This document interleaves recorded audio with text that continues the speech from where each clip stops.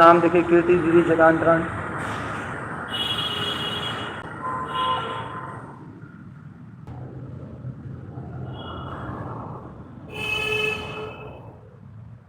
जिन लोगों का नाम देखे भाई उनके नाम कह दिए हमने। बाकी सभी लोगों से जय तांतरण, जय जैनेन्द्र,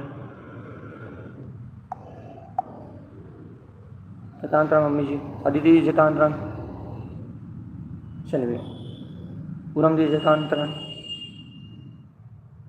उषा जी जतांतरण, अलका जी जतांतरण, सोनाली जी जतांतरण।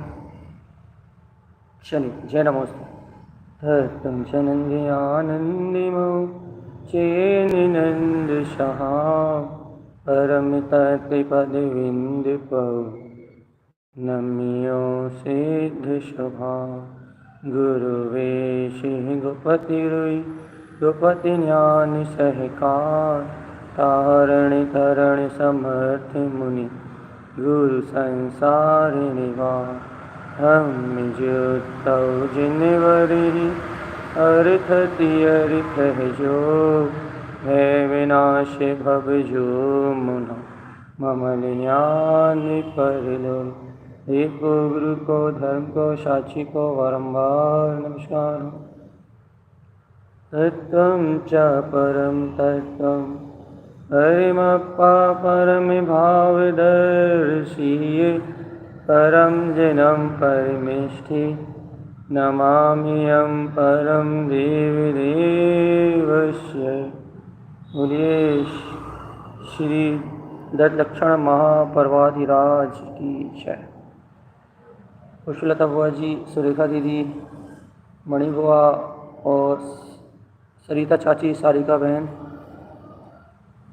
अखिल की मम्मी और बाकी सभी लोगों से हम जतांतरण कह चुके हैं भैया। अपना विषय चल रहा है उत्तम मार्धव धर्म। अपन ने कल से लेकर आज तक उत्तम क्षमा धर्म क्या है, उत्तम क्षमा धर्म की प्रकटता कैसे होती है, ये अपन ने कल से लेकर आज तक समझा है। क्या समझा अपन ने भैया? क्या समझा, क्या अनुभव में आया अपने को? अपन ने समझा उत्तम का अर्थ तो है उत्तम हर धर्म के आगे ऊर्ध्वगामी स्वभाव का सूचक है। ऊर्ध्वगामी स्वभाव मतलब भैया आत्मा स्वभाव से ऊर्ध्वगमन करने वाला है। स्वभाव से ही आत्मा ऊर्ध्वगमन करने वाला, मतलब ऊपर की ओर गमन करने वाला, उठने वाला है भैया। आत्मा ऊर्ध्वगमन स्वभाव वाला ही है। आत्मा का स्वभाव ही ऊर्ध्वगमन है। ऐसे ऊर्ध्व सहावम, उत्तम ऊर्ध्व सहावम। उत्तम क्या भैया? ऊर्ध्व स्वभाव में रत रहना। अपना हर धर्म के आगे उत्तम का जो विश्लेषण लगा है, जो सूचक लगा है भैया, कि ये उत्तम ये बात सिद्ध कर रहा है कि ये गुण उन्हें प्रकट हैं जो ऊर्ध्व स्वभाव में ले हैं भैया। जिनकी दृष्टि ऊर्ध्व स्वभाव पे है उनके लिए 10 लक्षण धर्म है। तो उत्तम के साथ कल अपने कौन से धर्म की चर्चा करी थी? उत्तम क्षमा। उत्तम क्षमा धर्म क्या भैया? उत्तम क्षमा क्या है? किपनिक श्रेणी ले स्वभावम। जैसे वीतरागी साधु क्षायिक श्रेणी में आरोहण करते हुए समता भाव में लीन रहते हैं और समस्त राग द्वेष आदि कसायों के विकार भाव से मुक्त हो जाते हैं, ऐसी उत्तम वीतरागता अर्थात राग द्वेष की परिणति से रहित जो समता भाव है, राग द्वेष का अभाव जहाँ है, ऐसे समता भाव का उदय होना ही उत्तम क्षमा है। अब आज अपना विषय है उत्तम मार्धव भैया। उत्तम ऊर्ध्व सहावम। उत्तम क्या है भैया? बार बार कहना पड़ेगा इस बात को। उत्तम क्या? श्रेष्ठ क्या भैया? श्रेष्ठ सम्यक अपना ऊर्ध्व स्वभाव में, ज्ञान दर्शन में वीतराग अनंत चतुष्टय वाला चैतन्य में आत्मा, ये आत्मा ऊर्ध्व स्वभाव वाला है और ऊर्ध्व स्वभाव का नाम उत्तम है। अब आचार्य तारण स्वामी कह रहे हैं मार्धव मार्ग उपदेशम भैया। उत्तम मार्धव क्या भैया? मोक्ष मार्ग का उपदेश ही उत्तम मार्धव धर्म है भाई। देखो भगवान आत्मा आचार्य तारण स्वामी क्या कह रहे हैं? मोक्ष मार्ग का जो उपदेश है, मोक्ष मार्ग की जो चर्चा है, मोक्ष मार्ग में आरोहण करने का जो जिनेन्द्र भगवान ने मार्ग दिया है, इस मार्ग का नाम ही उत्तम मार्ग धर्म है। यदि आप भगवान के उपदेश के अनुसार मोक्ष मार्ग में आरोहण करते हो, यदि भगवान के मार्ग को कहते हो, भगवान की वाणी को सुनते हो, तो इसका नाम ही उत्तम मार्ग है। क्योंकि वह मार्ग क्या है? मोक्ष मार्ग का उपदेश ही उत्तम मार्ग। आत्मा अनादिकाल से अनंत काल से ये जो वीतराग परंपरा चल रही है ना, केवली भगवान का समोषण से वीतराग ध्वनि खिलती है और अनंत भवजी इस देव ध्वनि को सुन के उन भव जीवों का मान भंग हो जाता है, उन जीवों का अहंकार नष्ट हो जाता है, उन जीवों का पर्याय भाव में मैं बना नष्ट हो जाता है और वे जीव अपने परम एक ही एक धुन निरंतर भगवान की वाणी का अमृत सरण ये भगवान के वचनों द्वारा जो विराग पंथ का उद्देश्य है, इसका ही नाम माधव है। क्यों है भाई माधव? देखो आप पहले आप ये लो, भगवान ने जो मार्ग कहा है, जो दिया है, उसको माधव धर्म कहा है। क्यों है माधव धर्म? क्यों है? क्योंकि भैया जब तक जीव को मान है, जब तक जीव को अहंकार है, जब तक जीव पर मान नहीं गला, तब इस साल से मुक्त नहीं होगा। तो देश का अहंकार का विनाश कर दिया हो, अहंकार को जिसने अपने चित्त से त्याग दिया हो, वह ज्ञानी साधक की मोक्ष मार्ग का उपदेश करता है, करता भी है और ग्रहण भी करता है। और ये अनादि अनंत परंपरा है। भगवान महावीर का समोषण कह लो, विदेश क्षेत्र में विद्यमान 20 तीर्थंकरों का समोषण कह लो, या अनेक जो तीर्थंकर भगवान जिन वाणी उनकी दिव्य ध्वनि ही मोह को मुक्ति की राह दिखाने वाला है, इसके अलावा कोई दूसरा उपाय नहीं। देखो भैया ये जो ज्ञान समुच्चय सार जी में गुरु महाराज ने ये जो क्या कहते हैं धर्म का है ना, 10 लक्षण धर्म, ये साधुओं के लिए का है। तो जब साधुओं को अपने वचनों का मान टूटता है, अर्थात साधु क्या होते हैं भैया? वचन गुप्ति के धारी होते हैं, मन वचन काय गुप्ति के धारी होते हैं भैया। साधु कैसे होते हैं? वीतरागी होते हैं, अहंकार कसाय से आत्रोध ध्यान से विरक्त होते हैं, मुक्त होते हैं भैया। तो उन साधुओं के मुख से जो उपदेश निकलता है वो ही मार्गदर्शक धर्म है भैया। ये तारण स्वामी जो उपदेश दे रहे हैं ये मार्गदर्शक धर्म है। क्यों? क्योंकि इसे ग्रहण करने से अनेक भव्य आत्माओं का झूठा अहंकार टूटता है। झूठा अहंकार टूटता मतलब जो इन अनेक प्रकार के जीवों को जो अपनी धन का, अपनी संपदा का, अपने शरीर का, अपने संयोग का जो मान है, जो अहंकार है, जो अहंकार की भावना भैया, काय की भावना भैया? पर पर्याय के अहम की भावना, पर पर्याय में एकत्व की भावना, जो मान अपमान की जो भावना है जीवों के अंदर में, वो मान अपमान की सारी भावनाएं नष्ट होती हैं, तो उत्तम मार्गदर्शक धर्म है। और तारण स्वामी ने स्पष्ट ही कहा भैया, मार्धव अपने आत्मा का मार्ग है, अपने तत्व का मार्ग है। यदि आपको ये वीतरागी देव की वाणी सुन के या आचार्य तारण स्वामी की वाणी सुन के आपको आपके अंतर का मार्ग प्रकट हो जाए, आपको मोक्ष मार्ग दिखाई देने लगे, आपका इंद्रिय विषयों से मन वचन काया से, मन वचन काया की प्रवृत्ति से जो अहम है, जो मैं पना है, आपका वो मैं पना टूट जाए, इसका नाम उत्तम मार्धव धर्म। नहीं देखो, उत्तम मार्धव धर्म को दबाने वाला कौन सी कसाय भाई?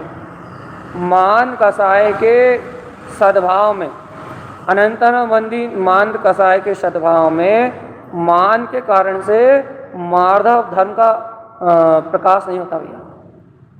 मान के कारण से, मान कसाय के कारण से, तीव्र मान की भावना के कारण से जीव मार्धव धर्म से विमुख रहता है, उत्तम मार्धव धर्म से विमुख रहता है। और जो जीव उत्तम मार्धव धर्म से विमुख रहता है, मार्धव धर्म को नहीं पहचानता भैया, बस मतलब मार्धव धर्म को नहीं पहचानता मतलब भगवान की वाणी का उपदेश जिसे स्वीकार नहीं होता, वो मोक्ष मार्ग को नहीं जानता। और जो मोक्ष मार्ग को नहीं जानता वो मान कसाय में डूबा हुआ है। मान कसाय क्या भैया? सत्य वास्तविकता में मान कसाय की परिभाषा क्या है? भगवान की वाणी के प्रति अपना चित्त समर्पण न होना और संसार के इंद्रिय विषयों में ही अहम बना रहना, संसार की परपर्याय इंद्रिय विषय वासनाओं में एकत्र बना रहना, इसका ही नाम मान कसाय है। भगवान आत्मा, ये मोक्ष मार्ग बहुत सूक्ष्म है, ये भगवान की वाणी बहुत सूक्ष्म है, ये जिन शासन बहुत सूक्ष्म है भैया। और इस सूक्ष्म जिन शासन को ग्रहण करके जिन जीवों का मान गल जाता है, जिन जीवों का अहंकार नष्ट हो जाता है, वो उत्तम मार्धव धर्म को प्रकट कर लेते हैं। मार्धव मार्ग विषम, मोक्ष मार्ग का उपदेश ही मार्धव धर्म है। ग्रहण करो चेतन आत्मा, ग्रहण करो भगवान की वाणी के उपदेश को, ग्रहण करो मार्धव धर्म को, ग्रहण करो भगवान आत्मा। अब भैया क्या बोलते हैं, आप तो हमें ये बताओ कि हमारा मान कैसे गलेगा?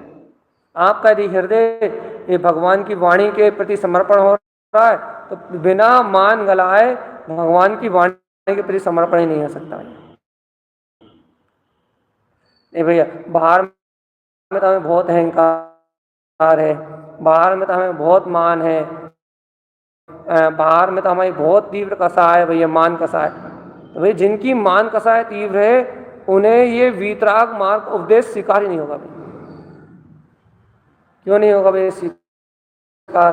क्योंकि मान कसाय पर पर्याय में एकत्रपना बना के रहेगी। मान कसाय धन में, पुत्र में, परिवार में, शरीर में, बोलने में, चालने में, उठने में, बैठने में, शारीरिक क्रियाओं में मान कसाय का भाव क्या करेगा भैया? आपका एकत्र पुद्गल में रखेगा, पुद्गल में बोध होगा। अरे अरे देखो देखो देखो देखो देखो, भगवान की वाणी में उपदेश आ रहा है कि ये जगत का कर्ता धर्ता मैं नहीं। उदाहरण देते हैं आपको, मार्धव धर्म का उदाहरण देते हैं।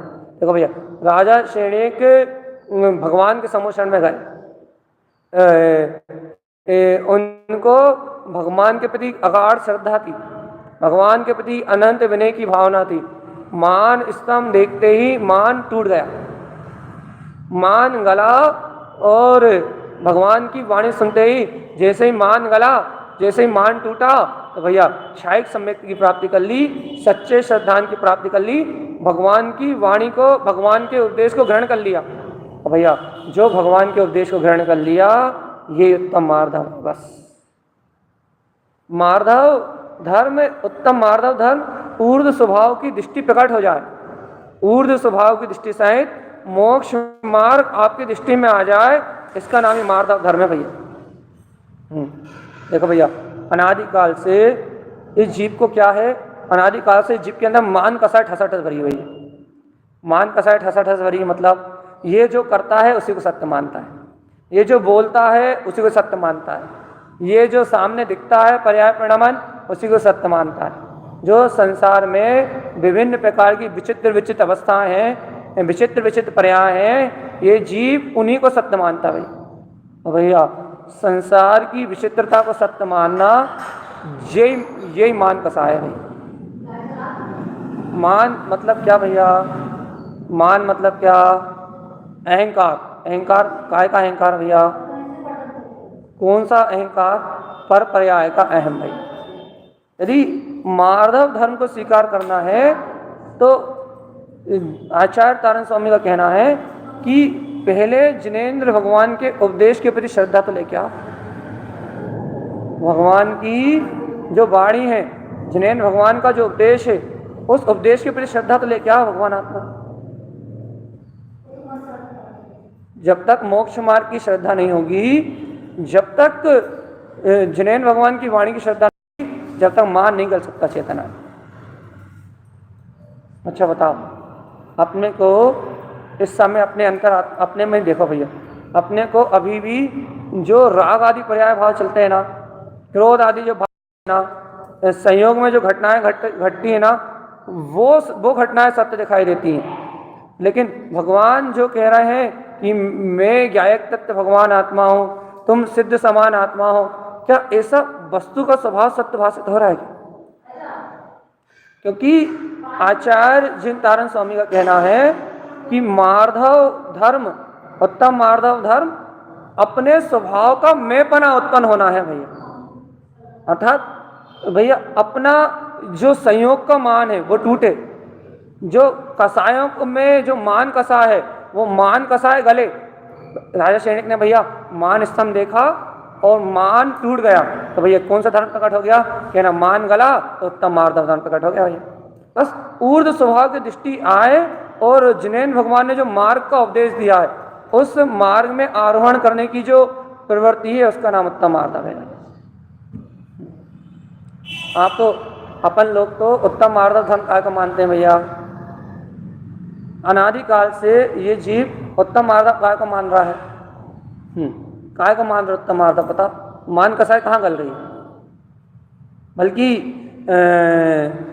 दिखावे में, भौतिकता की चकाचौंध में, पहनने में, ओढ़ने में और लोगों को सामने प्रदर्शन करने में, अपनी कसायों को, अपने अंतर में चलने वाली, अपने जो अंदर अहंकार की भावना है, अपने अंदर की जो कसाई की भावना है, उसे बढ़ाने में धर्म मान रहे हैं। मार्धव धर्म थोड़ी मान रहे हैं अपन मार्धव धर्म को थोड़ी मान रहे हैं। कैसे बोल रहा? अच्छा बता, मार्धव धर्म है क्या है? पहले ये तो पता, क्या है मार्धव धर्म? बताओ क्या है मार्धव धर्म है? तो भगवान मान काय का है?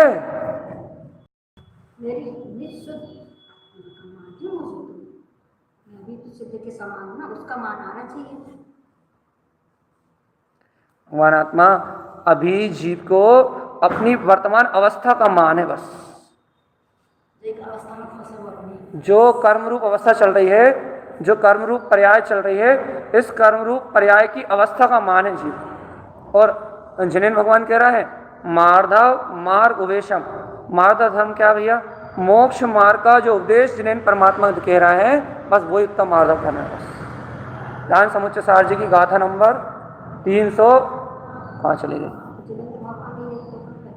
अगर मान करना हो, बाहरी जो वर्तमान जो औदारी पर्याय उसका मान ना करके अपनी जो निश्चित वो शुद्ध मान हो जाएगा। वो मान करो, तो वो मान मोक्ष मार्ग प्रकट होगा। वो मान से माना जो प्रकट होगा, वो मान से मोक्ष मार्ग प्रकट होगा। वो जो मान है जो जिनेंद्र भगवान ने कहा है वो मुक्ति को देने वाला है। हाँ। लेकिन अपने को कहाँ है वो मान? जी तो बात चल रही। तो वही तो करने जा रहे हैं ना, उसी के लिए तो अभ्यास कर रहे हैं ना। ये आए हैं या मंदिर जाना या स्वाध्याय करना, हमारा तो उसी के लक्ष्य तो वही है ना कि इसको नहीं लेना। ये तो बहुत हो गया, इतने उम्र बीत गई इस समय, अब तो आगे बढ़ना है ना, अपन को कदम आगे बढ़ाना है, तो उसका मान करेंगे ना। उसका मान करेंगे तो मोक्ष का रास्ता प्रकट हो रहा है अपने लिए, इसलिए तो स्वाध्याय कर रहे थे। इतना भगवत के घर से भगवत के आना लगाना, ये क्या है? वो लगन का मतलब क्या है?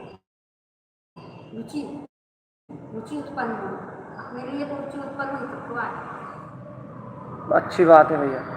यदि जिनेंद्र भगवान के द्वारा जो वचन कहे गए हैं, यहाँ गाथा चल रही है अपनी दोपहर में, उत्तम ऊर्ध्व सावम। पहले हम आपको संक्षिप्त में बता दें कि यहाँ गुरु भगवान ने पहले उत्तम को स्पष्ट किया है, क्योंकि उत्तम के साथ क्षमा है, उत्तम के साथ मार्धव है, उत्तम के साथ आर्जव है। तो उत्तम क्या भैया? अपने ऊर्ध्व स्वभाव की दृष्टि का प्रकट होना ही उत्तम। सम्यक का उत्पन्न होना ही उत्तम है। उत्तम के साथ कल क्षमा धर्म की चर्चा चली थी, जहाँ चर्चा हुई थी कि भैया खिम क्षिपणिक श्रेणी ले स्वभावम, भैया जैसे क्षायक से हैं और राग देश से रहित हैं, समता भाव में तिष्ठे हुए हैं, इससे समता भाव का प्रकट हो जाना ही उत्तम क्षमा है। इसको उत्तम क्षमा धर्म कहा था। और आज चर्चा चल रही है उत्तम मार्दव धर्म की। उत्तम क्षमा है तो अपने आत्मा की मतलब जो सर आत्मा की रुचि कर्तव्य भाव में अरुचि। उत्तम क्षमा मतलब समता भाव। क्षमता भाव। मेरी रा- आत्मा में ऐसी मेरी- शक्ति प्रकट हो जो उसको मैं धारण कर सकूं। मेरी आत्मा में राग देश की परिणति का अभाव हो और मेरे भाव का जागरण हो। उदाहरण दिया ना उन्होंने सीधा कि खिम क्षिपणिक श्रेणी ले स्वभाव, जैसे वीतरागी साधु क्षायक श्रेणी में आरोहण करते समय आत्मा में ले हैं, उन्हें किसी प्रकार का राग देश नहीं है। कोई उपसर्ग करे या कोई अर्घ उतारे तो भी उन्हें किसी प्रकार का कोई भाव नहीं है। जिनका चित्त राग देश से विरक्त है वो उत्तम क्षमा के धारी हैं। एक उत्तम का अर्थ में अपने सर्वश्रेष्ठ होता है ना उत्तम मानस नहीं, उत्तम नहीं, सर्वश्रेष्ठ यानी ऊर्ध्व जो अपना स्वभाव है उसका प्रकट होना। उत्तम यानी अंधेरा, ऊर्ध्व स्वभाव का प्रकट होना ही अंधेरे को खत्म करना है। तो कह तो रहा है गुरु महाराज स्पष्ट कहा उत्तम ऊर्ध्व स्वभावम, अपने ऊर्ध्व स्वभाव की दृष्टि होना ही उत्तम है। बस इसलिए उत्तम सर उत्तम ऊर्ध्व स्वभावम। अब उत्तम मार्धव क्या भैया, यहाँ आचार्य तारण स्वामी ने कहा है मार्धव मार्ग उपदेशम, भगवान की वाणी में जो मोक्ष मार्ग का उपदेश हुआ वही उत्तम मार्धव है। बस भगवान ने जो मोक्ष मार्ग में आरोहण करने का मार्ग दिया है, यदि आप उस मार्ग को देख रहे हो, उस मार्ग में आगे बढ़ रहे हो तो उत्तम मार्धव है। और भैया उस मार्ग में आगे कौन बढ़ सकता है? जिसे वर्तमान पर्याय का अहंकार छूटा, जिसे वर्तमान पर्याय में मैंपना छूटा, जिसे वर्तमान में जो पर्याय है उसमें एकत्व की भावना छूटी हो, वो ही भगवान के द्वारा कहे हुए मोक्ष मार्ग में आगे बढ़ सकता है। और जिसे वर्तमान में जिसका वर्तमान पर्याय में एकत्व नहीं छूटा हो वो मोक्ष मार्ग में आगे बढ़ ही नहीं सकता। मार्धव धर्म सीधा प्रकाश कर रहा है भैया। मार्धव धर्म सीधी बात कह रहा है कि यदि आपको संयोगी अवस्थाओं का मान है तो आपको जिनेन भगवान की वाणी स्वीकार नहीं हो सकती भैया। जो भगवान ने उपदेश दिया है मार्धव धर्म को, जो जिनेन परमात्मा ने कहा है, यदि आपकी मान कसाय तीव्र है इंद्रिय विषयों में, भौतिक पदार्थों में, क्या कहते हैं धन संपदा में, यदि आपकी किसी भी प्रकार से मान कसाय तीव्र है तो भगवान का जो मार्ग है वो नहीं दिखेगा आपको। बस क्योंकि भैया मार्धव धर्म मतलब मान कसाय के अभाव से जो भगवान की वाणी में मोक्ष मार्ग का उपदेश आया है, मतलब मुक्ति का मार्ग आपको हथेली पर रखा हुआ दिखने लगे। सीधी बात, सरल सी बात कि आपको जो आपका ज्ञायक तत्व भगवान आत्मा है, जो आपका निज अंतर आत्मा है, वो आपको आपकी हथेली भी दिखना चाहिए कि भैया देखो ये है सिद्ध शुद्ध मुक्त आत्मा और ये संसार की सारी अवस्थाएं मेरी आत्मा से भिन्न है। यह है ज्ञायक तत्व भगवान आत्मा और ये संसार की सारी पर पर्याय परिणति मेरी चेतना से भिन्न है। मोक्ष मार्ग हाथ पर रखे, हथेली पर रखा हुआ दिखना चाहिए। संसारी अवस्था में आपने उदाई भाव रखे कि उपसम सर्वसम छायक भाव भी नहीं, वो भी संसार। देखो संसारिक अवस्था में उदायक भाव तो कर्म उदय रूप परिणाम है, वो चलेंगे, लेकिन उनका मान ना होना, औदायिक भाव में मैंपना ना होना। उत्तम सर्वसम छायक भाव आ जाता है ना, कर्म उदय से। औदायिक भाव जो है वो भावक भाव, वो कर्म के उदय से बनते हैं और उनका मेरी मान होगा तो फिर क्या बोलते हैं आत्मबोध नहीं होगा। और क्षय उपसम भाव और क्षायक भाव ये कर्मों के क्षय और उपसम से प्रकट होने वाले भाव, ये उदायिक भाव नहीं है। ये कर्मों के क्षय और उपसम से प्रकट होने वाले भाव हैं। ये श्रद्धान और चारित्र की निर्मलता से प्रकट होने वाले भाव। बाहर की पर्याय है सभी औदायिक भाव जितना भी वो कर्मजन पर्याय है, द्रव्य कर्म की कर्मों ने संभाल रखी ना। द्रव्य कर्म की संयोग अवस्था से जो भाव कर्म रूप परिणाम चलते हैं, जो भाव कर्म रूप, क्योंकि द्रव्य कर्म का उदय भी कहाँ आएगा? द्रव्य कर्म का उदय भी कहाँ आएगा? वो द्रव्य कर्म का उदय भी भाव में ही चलता, परिणाम में। भाव कर्म का उदय तो परिणाम है ही, लेकिन द्रव्य कर्म का उदय भी परिणाम ही है। जब भी कोई भी ज्ञानावर्णी, दर्शनावर्णी, अंतराय, मोहिनी, ये क्या करेंगे भैया, ये कर्म, ये क्या करेंगे, ये अपने गुणों को, अपनी शक्ति को ढाके हुए हैं, अपनी चेतना की शक्ति को ढाके हुए हैं। और इनके निमित्त से जब द्रव्य कर्म में कोई से भी कर्म का उदय आएगा तो भाव परिणाम रूपी तो आएगा। अब उसे अपन ने भाव कर्म कह दिया भैया, उसमें जो राग हो रहा है, जो देश हो रहा है, वो भाव कर्म, वो अपना उसमें और यदि अपने को उस औदायिक भाव का मान है तो जिनेंद्र भगवान की वाणी स्वीकार नहीं होगी, तो मोक्ष मार्ग स्वीकार नहीं होगा भाई। यदि मैं राग करता हूँ, मैं द्वेष करता हूँ, मैं क्रोध करता हूँ, मेरे से ही ये सारा भैया जितने भी औदायिक भाव चल रहे हैं, इंद्रिय, विषय, वासना, चार संज्ञाओं के आहार, व्यय, मैथुन, परिग्रह, इन चारों संज्ञाओं के जितने भी 21 औदायिक परिणाम हैं, इन 21 औदायिक परिणामों में से कोई सा ही भाव आपको चल रहा है, यदि इनमें सत्यपना भाषित हो रहा है तो फिर भगवान की वाणी में सत्यपना भाषित नहीं हो रहा, क्योंकि जीव का उपयोग, जीव की श्रद्धा एक ही है, या तो वो ये मान ले कि मैं तीनों लोगों का नाथ, गायक तत्व भगवान आत्मा हूँ, या तो वो ये मान ले ये परिणाम को करने वाला मैं हूँ। दो में से एक जगह एक चीज मान ले।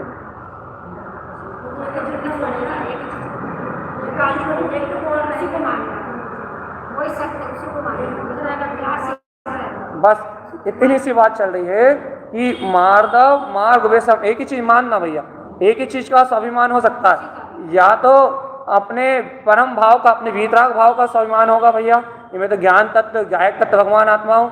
यदि अपने स्वभाव की स्वीकारता होगी तो भैया क्षयोपशम, उपशम और भैया क्षयिक भाव की प्रकटता होगी कर्मों के क्षय से। और भैया इंद्रिय के क्षयोपशम से जो प्रकटता हो रही है औदायिक भाव की, वो क्षयोपशम निमित्त से जो भाव हो रहा है, इंद्रिय के क्षयोपशम का जो उदय हो रहा है, वो कर्म क्षयोपशम भाव, वो आत्मा का क्षयोपशम भाव नहीं, वो कर्म क्षयोपशम भाव। और यदि उस कर्म क्षयोपशम भाव में, औदायिक परिणाम में, भावक भाव में मैं पना है तो कभी भी माधव धर्म प्रकट नहीं होगा भैया। आपने आंखों से देखा, मुझे देखा, मैं जो दिखाई दे रहा हूँ, ये चक्षु दर्शन से जो आपको ये रूपी वर्ण दिखाई दे रहा है, ये रूपी वर्ण इंद्रिय क्षयोपशम, कर्म के उदय से प्रकट होने वाली अवस्था। अब इस कर्म के उदय में प्रकट होने वाली अवस्था में यदि मैं ये मानता हूं कि ये शरीर ही सत्य है, ये पंडित जी हैं, इनके प्रति कहने का व्यवहार अलग है, बोलने का व्यवहार अलग है, लेकिन आपकी मान्यता में यदि ये वर्ण ही सत्य दिखाई दे रहा है, इसमें आपकी मान्यता अटकी हुई है और आप अपने से विस्मृत हो, तो भैया ये क्षयोपशम भाव, क्षयोपशम भाव, और ये अशुद्ध क्षयोपशम भाव औदायिक भाव कहलाता है, इसी को भावक भाव कहते हैं। ठीक है, अब ये भावक भाव है, क्षयोपशम भाव है। यदि आपको ये सत्य प्रतीत हो रहा है तो आपको क्या, तो आपको चक्षु इंद्रिय से देखे हुए का मान, आपको जो चक्षु इंद्रिय से जो वर्ण दिखाई दे रहा है, वर्ण विशेष दिखाई दे रहा है, आपको चक्षु इंद्रिय से जो वर्ण विशेष दिखाई दे रहा है, आपको उसके क्षयोपशम का मान है। और यदि इसी के बीच में आपको अंतर ये चिंता ना आ रहा है कि ये जो चक्षु इंद्रिय से दिखाई दे रहा है भौतिकल परिणाम, ये तो असत्य है, मैं तो गायक तत्व भगवान आत्मा हूँ, ये जो क्षयोपशम भाव है ये आत्मा के श्रद्धांश से प्रकट हुआ है। क्षयोपशम भाव है ये आत्मा के श्रद्धांश से प्रकट हुआ है। इस यहाँ यदि आपसे उपशम सम्यक है तो उपशम का जो भाव प्रकट होगा, क्षयिक सम्यक दर्शन है उसे क्षयिक जो भाव प्रकट होगा, ये भाव आत्मा से प्रकट हुआ है। अब जो भाव आत्मा के आश्रय से श्रद्धान की निर्मलता से, चारित्र की निर्मलता से जो भाव प्रकट हुए हैं, आत्मज्ञान के बल से जो भाव प्रकट हुए हैं, यदि मैं गायक आत्मा हूँ इसकी स्वीकारता है, भगवान ने मार्ग उपदेशम, भगवान ने जो मार्ग का उपदेश दिया है, यदि उसकी स्वीकारता है तो भैया उत्तम। और यदि उसकी स्वीकारता नहीं है, जो आंखों से दिख रहा है यदि वही सत्य लग रहा है, अपना मान है। जो अपन देखो, अपन चक्षु इंद्रिय का उदाहरण दिया, अब शेष चार इंद्रिय का उदाहरण देते हैं। अपन कानों से भी सुन रहे हैं, आसन इंद्रिय से ठंड, गर्मी और नरम, कठोर, उसके पूरे 7 हल्का धारी, हाँ 8 अपन स्पर्श इंद्रिय के भी 8 विषयों का भोग कर रहे हैं भैया, रसना इंद्रिय के विषयों का भी भोग कर रहे हैं। अपन पूरे 5 इंद्रिय के 27 विषयों का भोग कर रहे हैं, जिसमें चक्षु इंद्रिय के निकाल दो, 5 वर्णों का निकाल दो, बाकी क्या कहते हैं मन शेष 4 इंद्रियों के माध्यम से और मन के माध्यम से। चक्षु इंद्रिय में कौन कौन सा? इस पर काला नीला हरा पीला चक्षु चक्षु इंद्रिय को छोड़ो, कर्ण इंद्री, रसना इंद्री, स्पर्श इंद्री, घ्राण इंद्री और मन, इनके माध्यम से जो पदार्थ अपने को जानने में आ रहे हैं, कोई से पदार्थ, उद्गल पदार्थ, ये जितने ही पदार्थ यदि अपने को जानने में आ रहे हैं, यदि इन पदार्थों में अपनी लिप्तता है, ये पदार्थ अपने को सत्य प्रतीत हो रहा है, और इन पदार्थों की सत्यता में यदि अपन अपने गायक परमात्मा को भूले हुए हैं, तो ये मान कसा है।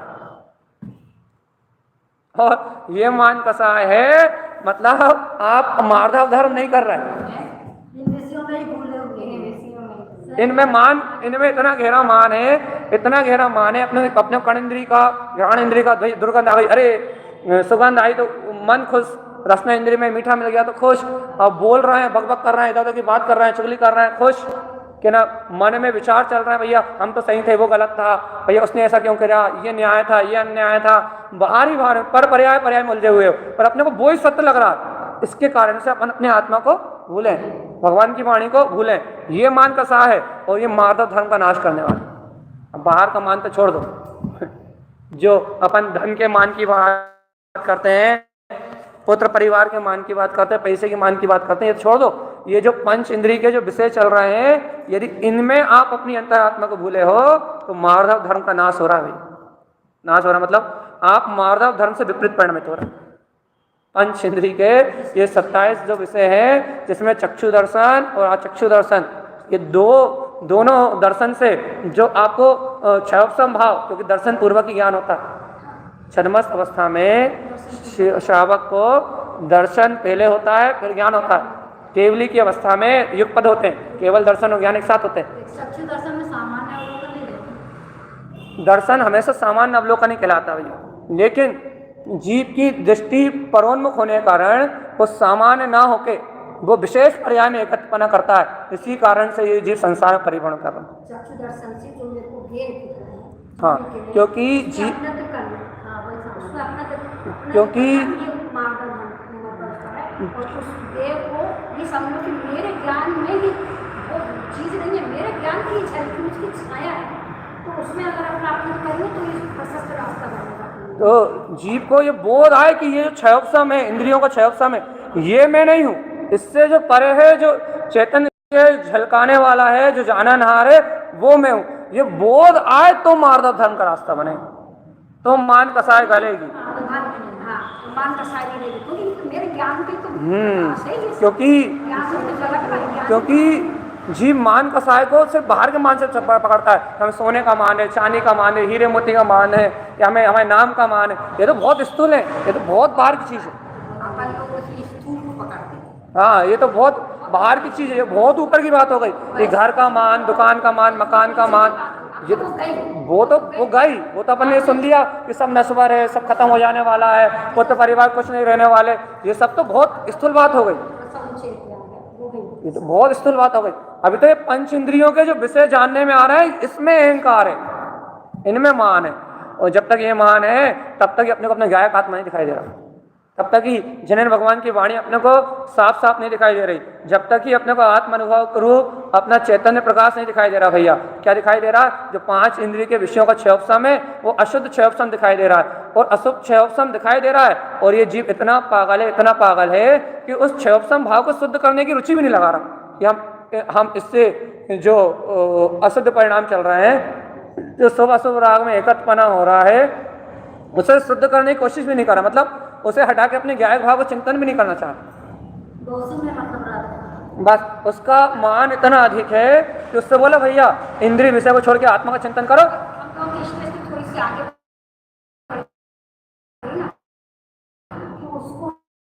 ज्ञान देख रहे हैं ना, बुरा ही ज्ञान है, मेरे को उससे कोई मतलब नहीं, ये तो मेरे नाम है ना, मेरे को उससे क्या लगा, मेरे को मेरे ज्ञान से लगा।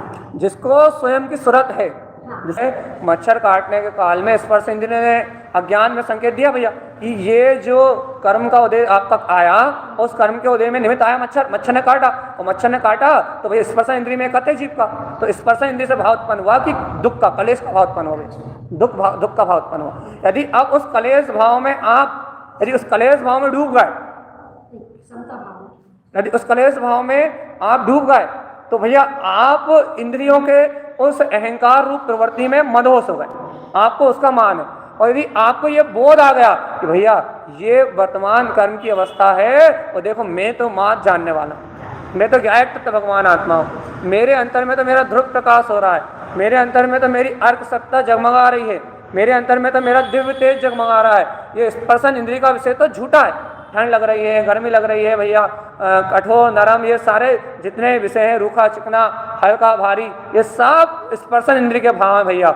और मैं इन अशुद्ध क्षयोपम से रहित भैया श्रद्धान से अपना शुद्ध क्षयोपम प्रकट करो, सच्ची श्रद्धा करके भगवान के वस्तु स्वरूप का श्रद्धान करके, भगवान के वस्तु स्वरूप का अंगीकार करके, इस स्पर्शन इंद्रिय से मोह तोड़ के, इसका मान तोड़ के शुद्ध क्षयोपम प्रकट हो भैया। क्या है शुद्ध क्षयोपम? मैं तो गायक तत्व भगवान आत्मा, श्रद्धान के आश्रय से उत्पन्न होगा, आत्मा के आश्रय से उत्पन्न होगा।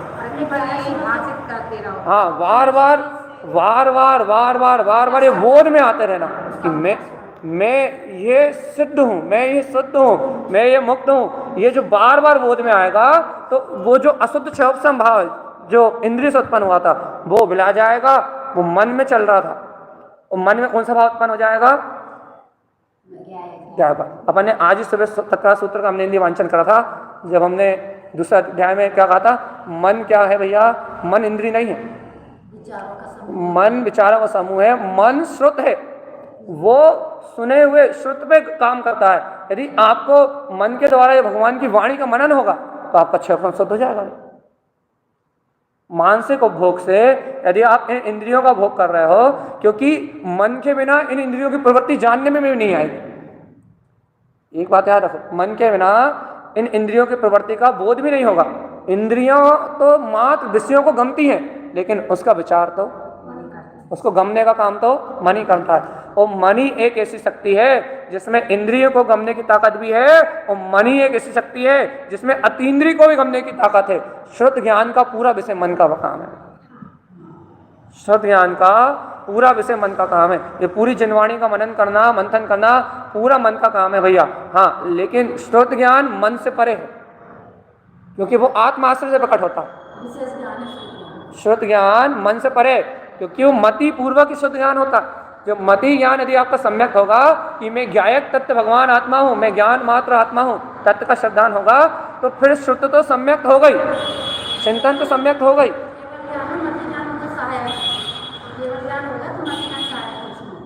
देखो भैया, केवल ज्ञान होगा तो एक ही ज्ञान होगा। केवल ज्ञान तो होगा, लेकिन गर्मी तो उसको हो जाएगा जो मति ज्ञान। ऐसा ऐसी धारणा नहीं बनाना कभी, ऐसी धारणा नहीं बनाना कि केवल ज्ञान होगा तो मति ज्ञान। एक बात, हाँ, हम बता दे रहे इस बात को सरल शब्दों में कि ऐसा कभी धारणा में नहीं बनाना कि केवल ज्ञान होगा तो मति ज्ञान, शुद्ध ज्ञान, अब्धि ज्ञान, मन पर्याय सम्मानित हो जाएंगे। ऐसा नहीं, ये सारे ज्ञान कर्मों के क्षयोपम से उत्पन्न हुए। इन सारे ज्ञानों को, मन पर्याय ज्ञान को भी आचार्यों ने विभाव ज्ञान कहा। क्यों कहा विभाव ज्ञान? विभंगा तो नीचे के तीन है। हाँ, अवधि, मना पर्याय, मना पर्याय ज्ञान की बात कर रहे हैं। अवधि ज्ञान तक विभंगा है, अब मना पर्याय कहाँ विभंगा है? तीन भाग, तीन ज्ञान विपरीत होते हैं। चौथा ज्ञान मना पर्याय का, हम तो सुसम्यक्त मति, सम्यक श्रुत, सम्यक्त अवधि और मना पर्याय ऋजु विपुल, ऋजु मति और विपुल मति, इन ज्ञान को कह रहा है। ये भी विभाव भाव कहे आचार्यों ने। क्यों? इसलिए विभाव भाव कहे क्योंकि सब रूपी पदार्थ इनका विषय है।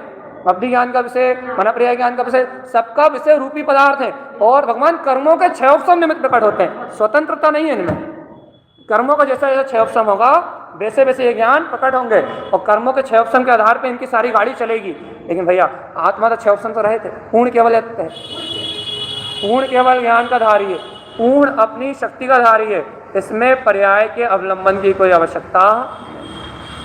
जब इतना सत्य अपने अंतर में स्वीकार होगा तब मार्धव मार्ग वैष्णव, तब ये शुद्ध मार्ग ग्रहण होगा भगवान आत्मा। जब भगवान की वाणी ग्रहण होगी कि भैया मति श्रुत अवधि और मना पर्याय, इन ज्ञान से भी अपना कोई संबंध नहीं है, केवल ज्ञान मात्र, क्षयोपम से भी अपना कोई संबंध नहीं। कर्मों की क्षय संभाव अवस्था में भी अपना मैं पना नहीं है। अपना मैं पना तो मैं पूर्ण केवल ज्ञान स्वभावी भगवान आत्मा बस। सहज ज्ञान है। क्या है? मात्र केवल ज्ञान मात्र, ज्ञान मात्र बस, ज्ञान मात्र के अलावा कुछ नहीं। नहीं चाहिए, वो तो सहज ज्ञान है जो अंदर बना है। ये तरह है, केवल ज्ञान पर्याय भी है, केवल ज्ञान स्वभाव भी है और केवल ज्ञान गुण भी है। तीनों है वो तो। आप उसे भैया पर्याय में देखोगे तो पूर्ण केवल ज्ञान है, आप उसे स्वभाव में देखोगे तो ज्ञान मात्र आत्मा है, आप उसे गुण में देखोगे तो ज्ञान गुण का धारी। केवल ज्ञान मतलब केवल ज्ञान, ज्ञान मात्र बस आत्मा। जब ऐसा मार्धव मार्ग वैष्णव, भैया मार्धव ऐसे शुद्ध मार्ग का उपदेश है कि आपको ऐसा शुद्ध भीतर मार्ग दिखाई देने लगे और ये पर पर्याय का जो अहम है, पर पर्यायों की जो अहंकार की प्रवृत्ति है, ये प्रवृत्ति आपके मन से भिला जाए, इसका नाम उत्तम मार्ग है। अब बताओ भगवान, ये इंद्रियों से जो अनुभव में आ रहा है, जो मान लो अब्याली बहुत तेज बदबू आने लगे, बाहर से कोई कागज गंदगी जलाए और अब्याली बहुत भयंकर बदबू आने लगे, अब नाक बंद कर करके भगोगे नहीं भगोगे? हैं? भगोगे नहीं भगोगे?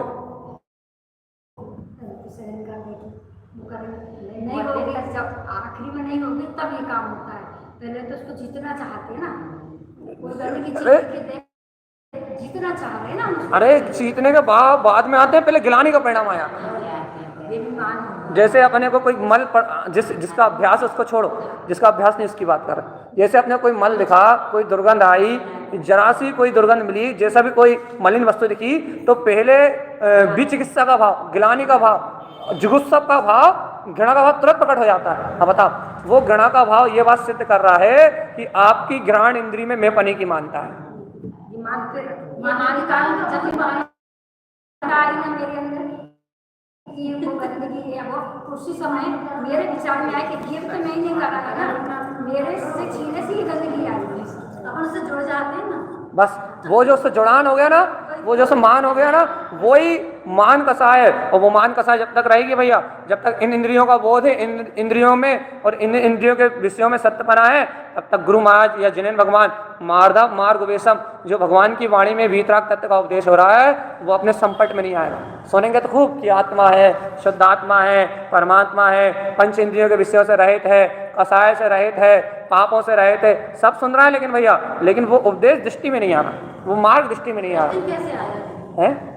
निरंतर अभ्यास से कि वो मच्छर भी काटे, गर्मी भी लगे, भूख भी लगे, प्यास भी लगे, पांचों इंद्रिय के विषय प्रकट हो और अपने को ये चिंता ना है कि भैया कितना खा चुके, कितना पी चुके, कितना एसी में बैठ चुके, कितनी ठंड का बेरन कर चुके, कितना शरीर का पोषण कर चुके, क्या मिला अपने आत्मा को, क्या आत्मा क्या हेतु हुआ। ये अंतर चिंतन की धारा प्रकट हो कि ये पंच इंद्रिय के विषय, ये पंच इंद्रिय का क्षयोपशम ही तो संसार है, ये पंच इंद्रिय का क्षयोपशम ही तो अशुद्ध है भैया। इस क्षयोपशम से मुक्त होने के लिए तो जिनेन्द्र भगवान कह रहे हैं कि आत्मा का श्रद्धान जगाओ कि तुम ये जो क्षयोपशम भावक भाव प्रकट हो रहा है, ये औदायक भाव प्रकट हो रहा है, ये तुम नहीं हो और तुम शुद्ध भाव वाले हो भैया। हमें तो क्षयोपशम सम्यक दर्शन को प्रकट करो ना, क्षयोपशम भाव की शुद्धि करो ना। कैसे शुद्धि करें भैया? अपने श्रद्धान को जगाओ ना कि ये पर्याय जो मन में गमने में आ रही है, ये भिन्न है और इसको जानने वाला भिन्न है, इसको देखने वाला भिन्न है, इसका अनुभव करने वाला भिन्न है। तो उत्तम मार्ग भाई एकत्र हो गया, मान कसा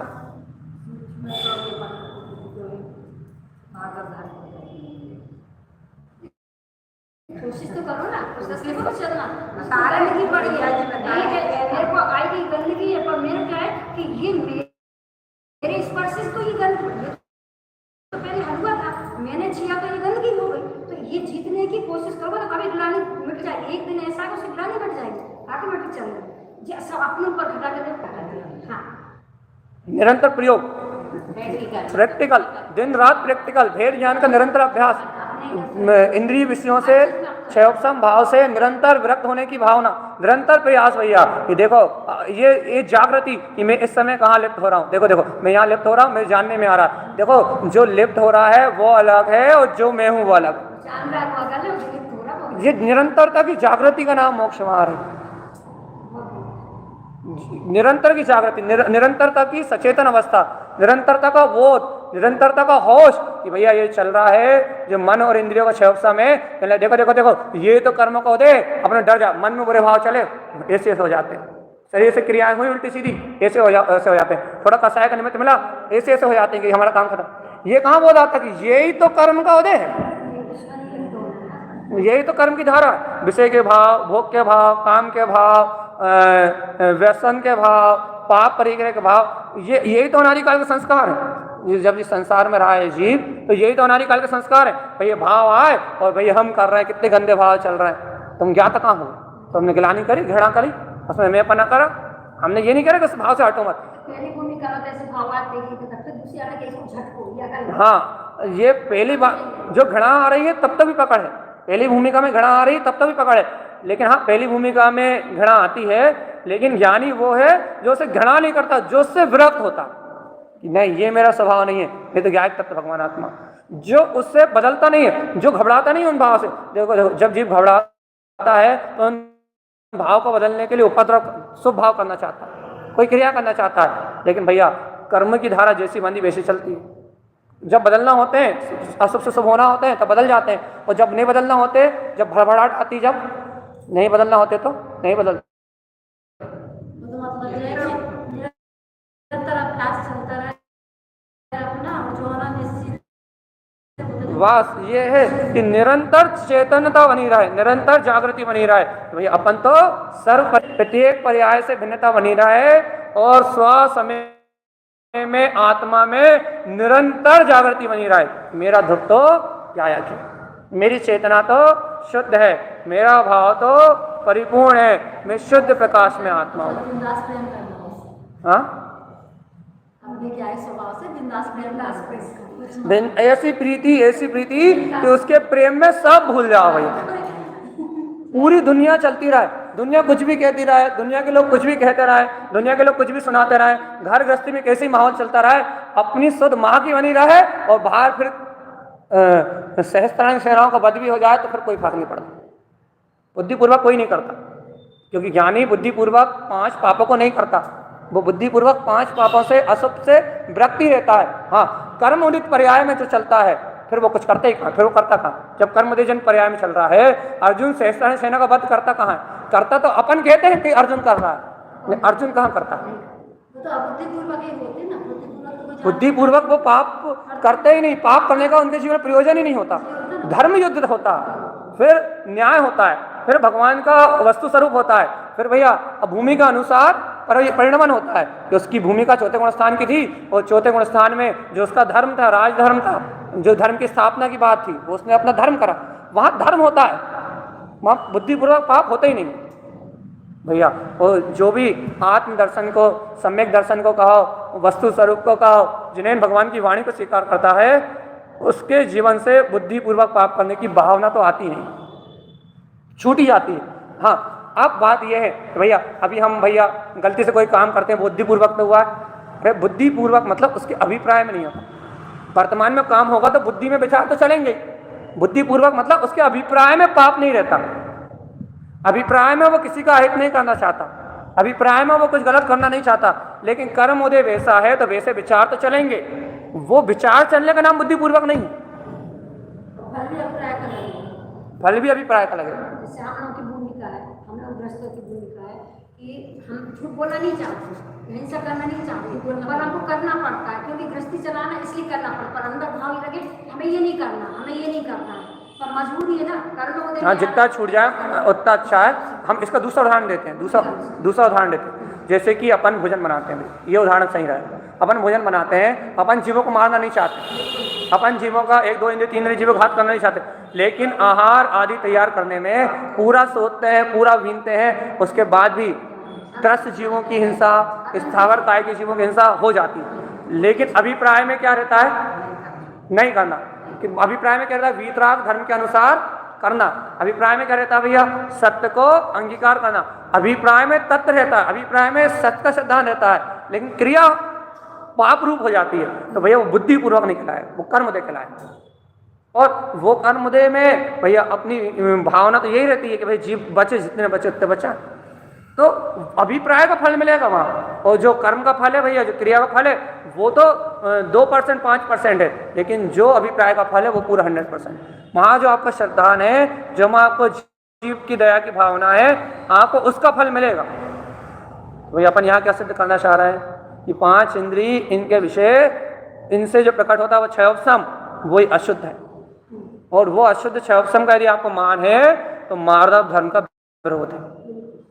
और यदि आपको इन 5 इंद्रियों के 27 विषयों से रहित, यदि मैं ज्ञायक तत्व भगवान आत्मा क्षण क्षण ये बोध आता है कि ये चलने वाले भाव, ये चलने वाला परिणमन, ये उत्पन्न होने वाला क्षयोपशम, ये इंद्रियों में उत्पन्न होने वाली अवस्था, ये सब मुझसे भिन्न है, मैं ज्ञायक तत्व भगवान आत्मा हूँ, ये क्षण क्षण आपको अपनी निज आत्मा का बोध आता है, तो आपका क्षयोपशम भाव शुद्ध है। आप क्षयोपशम सम्यक दर्शन की ओर बढ़ना है। आप मिथ्यात्व की प्रकृतियों को, अतः सम्यक मिथ्यात्व की प्रकृतियों को उखाड़ रहे हैं। मिथ्यात्व को तो खाड़ चुका जी, जिसने एक बार निर्विकल्प अनुभव कर लिया, उसने एक बार में तीनों मिथ्यात्व को करा, उस समय फिर मिथ्या दृष्टि हो गया। तो अब 3 मिथ्यात्व की प्रकृति है। अब बात ये चल रही है कि उदय में मिथ्यात्व की प्रकृति और सम्यक मिथ्यात्व की प्रकृति जब तक है, जब तक जीव को मार्दव धर्म नहीं, और मिथ्यात्व और सम्यक मिथ्यात्व की प्रकृति को जब जीव उखाड़ता है, जब वो क्षयोपशम सम्यक दृष्टि होता है, जब मार्दव धर्म की प्रकटता है। मार्दव धर्म क्या है भैया? मिथ्यात्व और सम्यक मिथ्यात्व रूप मिश्र भाव को, आश्रद्धान रूप परिणतियों को उखाड़ना, और मैं ज्ञायक तत्व भगवान आत्मा हूँ, इसे अपने अंतर में मैं पने की सिद्धि को प्रकट करना, इसका नाम है मार्दव मार्ग उपदेशम। भैया मार्दव धर्म क्या है? मोक्ष मार्ग का उपदेशी मार्दव। बस इतनी सी तो बात। भगवान की वाणी, अब भगवान के वाणी का उपदेश अपने चित्त को भा जाए और इंद्रिय क्षयोपशम में मेपना, मन वचन काय में मेपना टूट जाए, इसका नाम उत्तम मार्ग। भैया इतना ही सरल है मोक्ष मार्ग, इतनी सरल है मोक्ष मार्ग की चर्चा। अब यदि आपको कुछ पूछना बचा पूछ लो, क्योंकि 3-4 मिनट और शेष बचे। द्रव्य जो है बिना पर्याय के द्रव्य नहीं होगा। अगर पर्याय को नहीं मानेंगे तो द्रव्य का अस्तित्व खत्म हो जाएगा। तो आपने कहा कि पर्याय को नहीं मानना, ऑप्शन से कोई पर्याय मेरी नहीं ना, कर्मों की वजह से। तो मैं द्रव्य हूँ तो मेरे को कोई पर्याय होगी? मेरी पर्याय ज्ञान दर्शन, जो उस क्षयोपशम में जो आप अभी भी जान रहा है, उस क्षयोपशम में जो अभी भी देख रहा है, जो विशुद्धि है। क्षयोपशम विशुद्धि नहीं है, जो क्षायक भाव है वो विशुद्धि है। तो ज्ञान दर्शन तो अभी भी है ना, इस अवस्था में भी ज्ञान दर्शन की, ज्ञान दर्शन इस अवस्था में भी है, लेकिन आप कौन से ज्ञान दर्शन को मान रहे हैं? कौन से ज्ञान दर्शन की पर्याय को मान रहे हैं? क्योंकि ज्ञान की पर्याय जानंद रूप है। यदि वो जानन को मान रहा हो तो वो आपकी अनादि निरंतर शुद्ध पर्याय है, उसे अर्थ पर्याय कहते हैं। ये जो आप अनादि निरंतर शुद्ध स्वभाव को जान रहे हो, ये मैं दर्शन से देख रहा हूँ, ज्ञान से जान रहा हूँ, ये आत्मा की अर्थ पर्याय है, ये आत्मा की स्वतंत्र पर्याय, स्वाधीन पर्याय है। लेकिन जो पर्याय कर्मों में लपेट के आ रही है, या कर्मों के क्षयोपशम के उदय से आ रही है, भैया जो कर्मों के क्षयोपशम भाव से आ रही है, जो कर्मों में लपेट के आ रही है, वो आत्मा की पर्याय, आत्मा की पर्याय जानंद रूप है।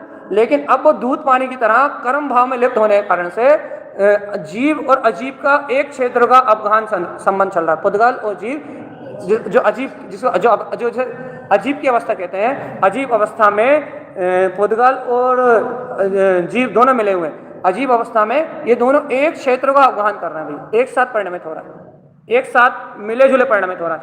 अब ये जो मिली जुली अवस्था को जो मान रहा है, इस मिली जुली अवस्था को ही जो अवस्था मान रहा है, इन मिली जुली अवस्थाओं में जो क्षयोपशम में ही जो एकत्र कर रहा है, भैया वहाँ जो जीव की पर्याय है वो जीव के जानने देखने रूपी बह रही है, और जो पुद्गल की पर्याय है वो पुद्गल के परमाणु रूपी बह रही है। बस पुद्गल की पर्याय व्यंजन रूप दिख रही है अलग ही, जैसे आपको शरीर दिख रहा है, ये व्यंजन पर्याय है, पुद्गल की पर्याय, इसमें आत्मा कहाँ? हाँ, लेकिन अब 4 से कहोगे भैया इस व्यंजन पर्याय के अंदर ही तो आत्मा रह रहा है, तो भैया आत्मा अपने गुणों में रह रहा है। आत्मा को रहने के लिए पुद्गल की आवश्यकता कहाँ है? यदि पुद्गल की आवश्यकता होती तो फिर सिद्ध भगवान कैसे रहते?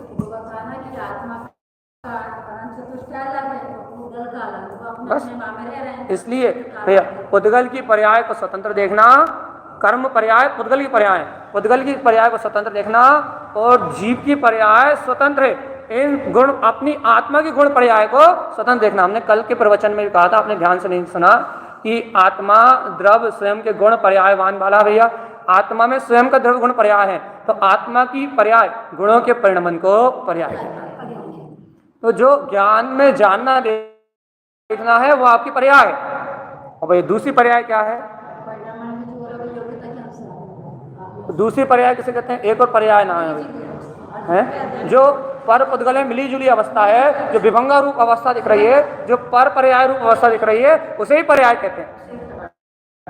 लेकिन भैया वो पर्याय जो कर्म संयोग से दिखाई दे रही है वो जीव की पर्याय नहीं है, वो मिश्रित पर्याय है। वो जीव और पुद्गल का अचेतन और पुद्गल का मिश्रित परिणामन है। उस पर्याय से आत्मा कोई संबंध नहीं। आत्मा अपनी स्वपर्याय का करता है, स्वद्रव्य का करता है, उत्पाद वे उसकी पर्याय का स्वभाव है, इसलिए पर्याय अपेक्षा से आत्मा अनित्य है। और धोब उसकी शाश्वत सत्ता है। अनंत पर्यायों का उत्पाद वे होने के बाद भी आत्मा अनंत ध्रुव शक्ति वाला है, इसलिए वो शाश्वत अजर अमर अविनाशी है। ऐसे आत्मा को उसके गुण पर्याय से जानना ये सिद्धि है, ये मुक्ति है। और इससे ही संसार का राग खत्म होगा, इससे ही पर वस्तुओं से मोह खत्म होगा। और जब पर वस्तुओं से मोह खत्म तो प्रकट करके भैया अपने सूक्ष्म स्वभाव को जान के मुक्ति को प्राप्त करेगा। ऐसे तारण स्वामी का भैया अनंत आचार्य भगवंतों का मंगल में उपदेश है। बोलिए आचार्य प्रवर सदगुरु संत तारण तरण मंडलाचार्य जी महाराज की जय। हर के ध्रुव क्षमो शरण उत्पन्न जयवंत हो, जयवंत हो, जय। सभी लोगों से जय तारण तरण जय जन, वैशाली दीदी, पूनम दीदी और सभी लोगों से जय जन, अदिति दीदी और सबके नाम भूल जाते हैं, अनु दीदी, कीर्ति दीदी, सुरेखा दीदी, शालिनी दीदी, पूनम दीदी और बाकी सभी लोग, मणि बुआ और बाकी जो लोगों का नाम नहीं दिख पा रहा है, सभी लोगों से जय जन।